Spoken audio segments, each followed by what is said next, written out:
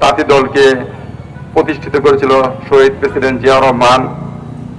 যখন মানুষের শিল্প কারখানা ছিল না, একমাত্র অবলম্বন ছিল তাঁতিরাই তাঁতের পোশাক পরে সমগ্র বাংলাদেশ তাঁতের পোশাকই পরত।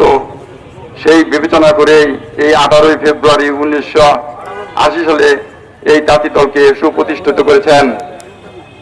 কাজেই এই তাঁতি দল আমাদের কেন্দ্রীয় নেতা আবুল কালাম আজাদ এবং হাজী মজিবুর রহমানের নেতৃত্বে বাংলাদেশের আনাচে কানাচে এই তাঁতি দল সুপ্রতিষ্ঠিত হয়েছে।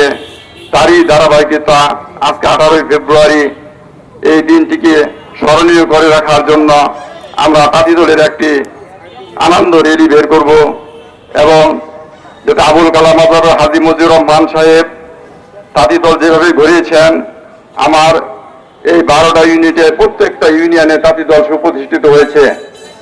আমি জনাব আমাদের প্রধানমন্ত্রী তারেক রহমানের কাছে বিনীত আবেদন, যাতে পরবর্তী সময়ে যাতে আমাদের কেন্দ্রীয় নেতা আবুল কালাম আজাদকে তাঁত ও বস্ত্র পাট মন্ত্রণালয়ে একটা মন্ত্রী দেওয়া হয়।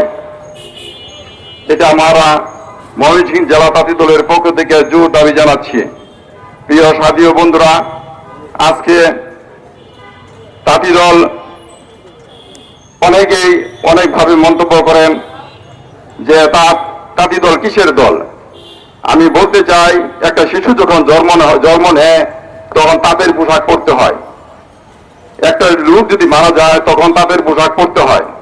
কাজে তুতো তাচ্ছিল্য করে একজনকে এভাবে বললে তাকে মুখে উঠে জবাব দিয়ে দিবেন।